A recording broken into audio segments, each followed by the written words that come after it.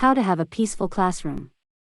In order to have a peaceful classroom, you must set the rules and explain them clearly on the first day of class.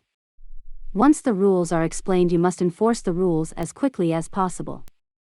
If you allow problems to persist, they will become larger problems. If students see you lack discipline, they will break all the rules and the class itself can become disruptive. This is what I do to ensure a peaceful classroom.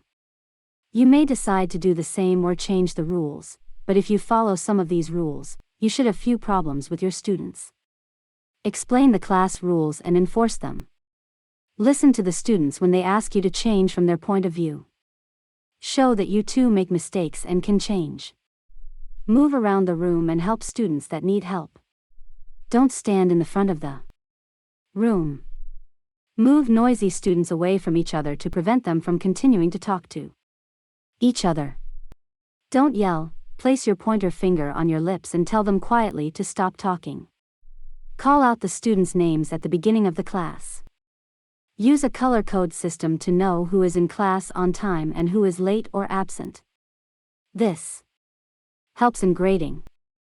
Have your handouts ready when they come into the room, or hand them out as they come into the room. Have extra work ready for those who finish early.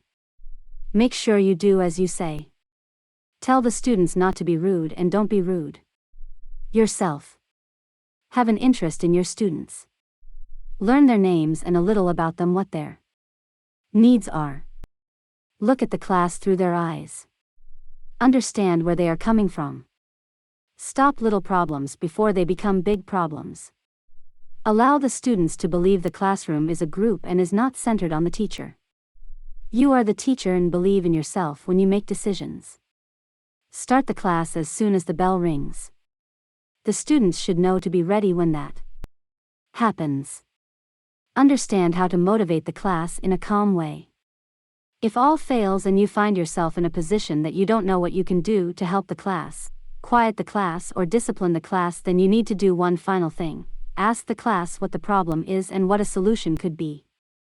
Many times students won't tell you what the problem is, they will smile and say everything is okay. However, if you ask them what is wrong and what changes can be made, they should be willing to tell you what is wrong and what you can do to make the class more enjoyable and educational for them. Let me show examples from 3 classes in Korea. Beginner class with 5 to 6-year-olds. It seemed to be a battle of wits between the boys and girls, and they would fight constantly. I allowed them to color, but when I did, that is all they wanted to do for the whole hour. I finally asked one girl what the problem was and she said she only wanted to color. I then noticed that they were bored from speaking and needed to learn something else. So when I started to teach reading, they were good. My boss instructed me to go back to speaking. I did, and they went back to misbehaving. One class was actually going backwards instead of forward. Not only did they plateau, they were falling down the side of a cliff.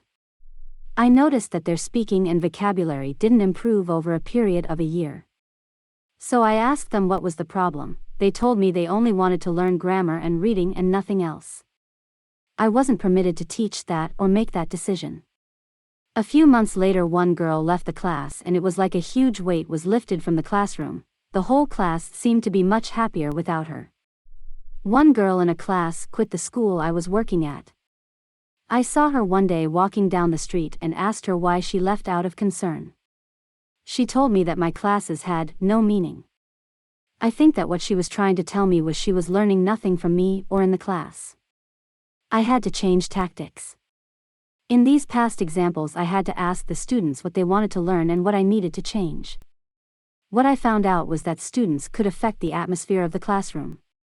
One student can actually cause a lot of stress in a class. You need to listen to the class to make changes and teach new things. Students get bored if they learn the same thing over and feel they are not learning anything if the teacher throws a book in their face and says to do the work on their own without helping. If you notice students being rowdy, it's time to change tactics and learning styles. Well, that is all the time we have for today. Thank you for stopping by. Join me in the next episode where we will discuss seating arrangements. Thank you, and I will see you in the next episode.